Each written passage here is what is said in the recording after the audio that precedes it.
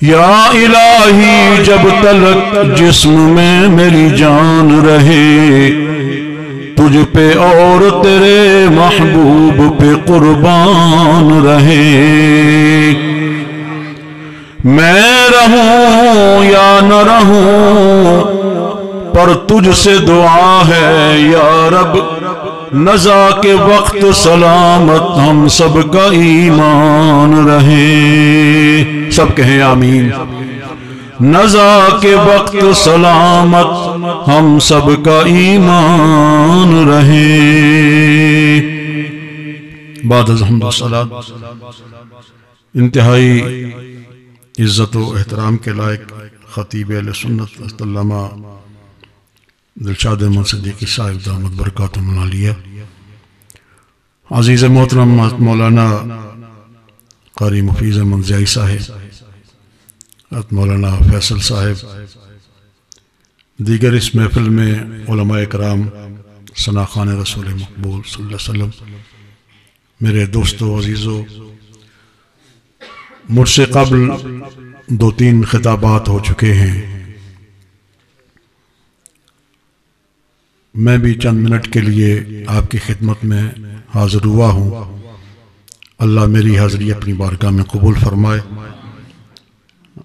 ہمارے انتہائی عزیز بھائی، دوست، کولیگ محترم مولانا امجد نورانی رحمۃ اللہ علیہ، ان کو دنیا سے رخصت ہوئے 1 سال گزر گیا ہے۔ میں ان کی نماز جنازہ میں بوجہ بیماری ٹائیفائیڈ ہو گیا تھا، مجھے پچھلے سال ان دنوں میں حاضری نہیں ہو سکی تھی، بلکہ اس مسجد کو، یہ جو نئی مسجد بنی ہے، پہلی مرتبہ حاضری کا شرف ہو رہا ہے۔ اہل محلہ کو، بالخصوص قاری صاحب کو میں مبارکباد پیش کرتا ہوں۔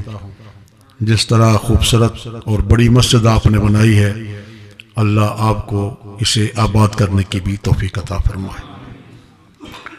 نبی پاک صلی اللہ علیہ وسلم نے ارشاد فرمایا ہے، من بنا للہ مسجدا بنى اللہ لہ بیتا فی الجنہ،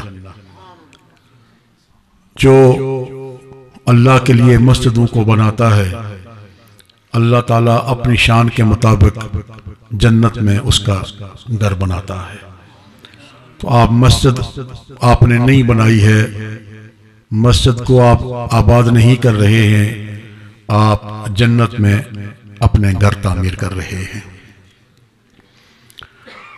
سامعین محترم،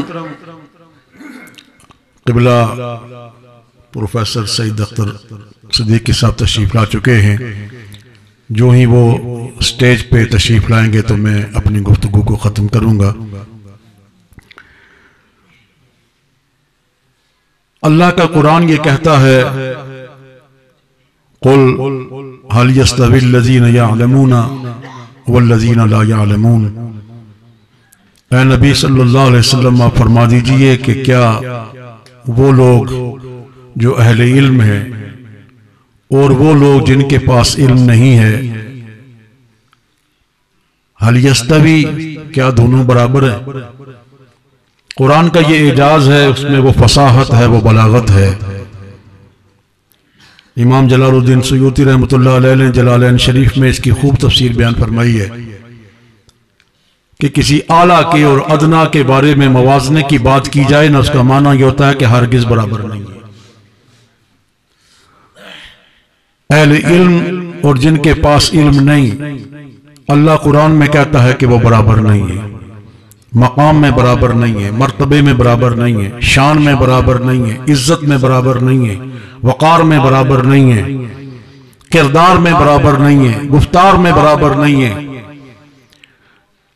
مولا وجہ کیا ہے؟ فرمایا کہ عالم کہتے کسے ہیں؟ صدیقی صاحب عالم کہتے کسے ہیں؟ اور میں اگر مختصراً سادہ سے الفاظ میں چند گزارشات کروں کہ مدرسے میں جا کے استاد کے پاس کچھ کتابیں پڑھ لینے کا نام ہی علم نہیں ہے۔ ہم جتنے یہاں بیٹھے ہوئے میری عمر کے یا مجھ سے کچھ بڑے چند لوگ ہیں بیٹھے ہوئے سفید ریش، اپنے دل پہ ہاتھ رکھ کے یہ بات اپنے آپ سے پوچھیں، ہماری دادیاں نانیاں ہماری مائیں کون سے سکولوں اور کالجوں اور مدارس میں پڑھی ہوئی تھی؟ میں نے شاید اس طرح کی بات پہلے بھی کی ہو، میں چھوٹا سا تھا، سردیوں کے موسم، وہ موسم جب سیب درختوں کے ساتھ لگتے ہیں نا، تو درختوں سے گرا ہوا ایک سیب وہ میرے ہاتھ میں سکول سے واپس آیا ہوں تو میری ماں نے مجھ سے پوچھا یہ سیب کہاں سے اٹھا کے لائے ہو؟ میں نے کہا کہ پڑوس کا باغ تھا، نیچے پڑا ہوا تھا، توڑا نہیں ہے۔ میری ماں نے کہا کہ جہاں سے اٹھا کے لائے ہو وہیں جا کے چھوڑو، یہ تمہارے لیے جائز نہیں ہے، حلال نہیں ہے۔ وہ کس مدرسے میں پڑھی تھی، کس عالم کے پاس گزانو ہو کے انہوں نے قال اللہ و قال رسول کا درس حاصل کیا تھا؟ بات یہ نہیں ہوتی، علم حاصل کرنے کے بھی مختلف ذرائع ہوتے ہیں۔ کچھ لوگوں کو علم وراثت سے مل جاتا ہے، گھر میں مل جاتا ہے۔ وہ قطب الدین بختیار کاکی رحمت اللہ علیہ 4 سال یا 5 سال کی عمر میں کس طرح 15 سپاروں کے حافظ بن گئے تھے؟ سمجھنے کی بات ہے نا۔ پہلی مرتبہ مسجد میں استاد کے پاس جا کے بیٹھتے ہیں اور استاد جب سپارہ پڑھانا شروع کرتا ہے نا، وہ کہتے ہیں کہ میں تو یہ پڑھا ہوا ہوں، قرآن پڑھنا شروع کر دیا، ایک ہی سانس میں 15 سپارے پڑھ چکے۔ تو وہ استاد بھی حیران ابا کے پاس لے کے گئے کہ یہ بچہ تو آپ کا 15 سپاروں کا حافظ ہے، کہاں سے پڑھ کے آیا ہے؟ کہنے لگے مجھے بھی پتا نہیں، ٹھہر جاؤ ذرا اس کی ماں سے پوچھ لیتے ہیں۔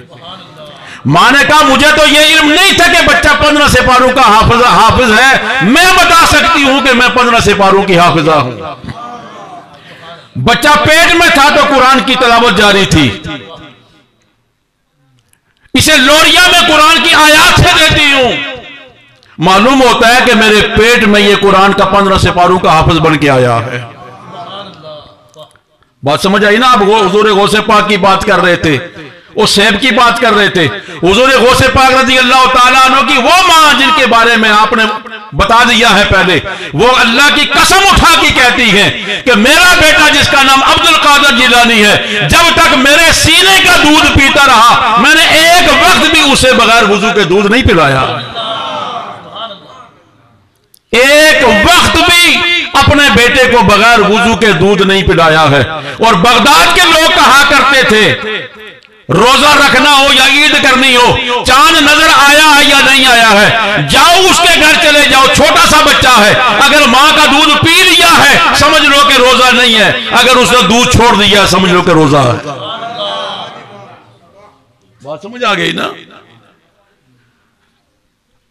حل یستوی الذین، نعرہ تکبیر، نعرہ رسالت، نعرہ رسالت، نعرہ حیدری، علماء اہل سنت۔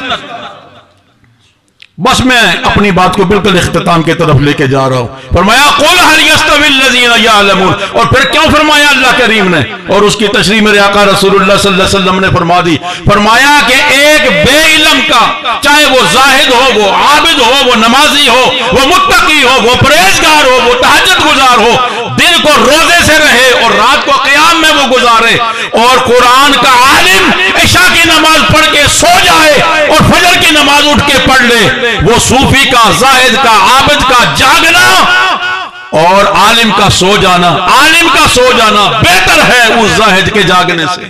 قل هل يستوي الذين يعلمون والذين لا يعلمون۔ حضرت علامہ صدیقی صاحب مجھے بس ایک بات کہہ کے میں اپنی بات کو ختم کرتا ہوں۔ میں نے پڑھا میرے اور آپ کے امام حضرت امام اعظم نعمان بن ثابت رضی اللہ تعالیٰ عنہ، جنہیں ہم امام ابو حنیفہ کہتے ہیں، ان کے بڑے شاگرد ہیں حضرت قاضی امام ابی یوسف رحمۃ اللہ تعالیٰ علیہ۔ قاضی امام ابی یوسف رحمۃ اللہ تعالیٰ علیہ اپنے جیسے کسی عالم کے دوست کے گھر گئے، ان کی سیرت میں یہ واقعہ موجود ہے۔ گھر گئے تو رات کو سونے لگے نا، تو بیوی نے 2 لوٹے پانی کے بھر کے رکھ دیے کہ صبح اٹھیں گے تو پانی مانگنے کی ضرورت نہ پڑے، وضو کریں گے، نماز پڑھیں گے۔ بیوی جب صبح اٹھی نے دیکھا کہ ایک لوٹے میں پانی ہے، دوسرا اسی طرح بھرا ہوا ہے، تو خامد سے پوچھا وضو آپ نے کیا ہے یا آپ کے مہمان نے کیا ہے؟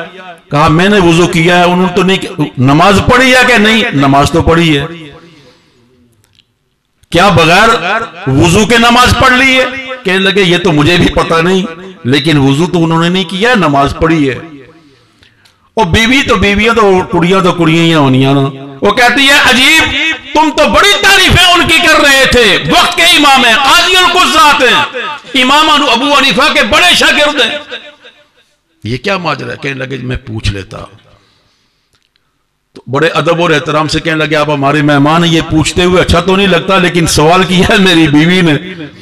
انہوں نے کہا تمہاری بیوی سچ کہتی ہے، بظاہر میں نے وضو نہیں کیا ہے، تم سو رہے تھے، تمہارے خرانٹوں کی آوازیں میرے کانوں تک پہنچ رہی تھی، مجھے دن کے اوقات میں اتنا وقت نہیں ملتا، بہت سارے لوگ میرے پاس مشکل مسائل پوچھنے کے لیے آتے ہیں، تم سو رہے تھے، تمہارے سوتے ہوئے میں نے جا کے 70 مشکل مسئلوں کا حل نکالا ہے. وضو ٹوٹتا تو نیا وضو کرتا نا. تو شاگرد ان کے تھے جنہوں نے 40 سالوں تک عشاء کے وضو سے فجر کی نمازیں پڑھی. استاد ایسا ہو تو پھر شاگرد بھی امام ابو یوسف جیسا ہوتا ہے.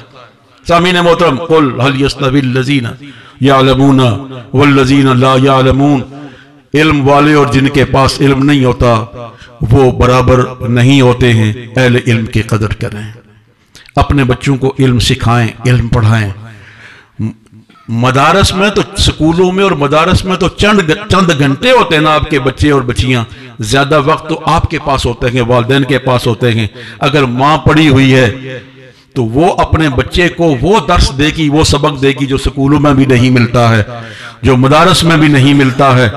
وہ ایسا سبق دے گی، نماز کا وقت آئے گا تو وہ کہے گی بیٹی اٹھو نماز پڑھو، اور فجر کی نماز پڑھ کے خود بھی قرآن کی تلاوت کرے گی اور اپنی اولاد کو بھی کہے گی کہ بیٹا اٹھو قرآن کی تلاوت کرو، باقی کام بعد میں ہوں گے.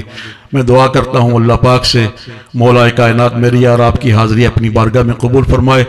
امجد نورانی ہمارے بہت پیارے دوست تھے، مختصر زندگی انہوں نے پائی ہے. جوانی کی عمر میں وہ داغ مفارقت اس دنیا کو اپنے بہن بھائیوں کو دے کے چلے گئے ہیں. بس ہم ان کے لیے دعا ہی کر سکتے ہیں.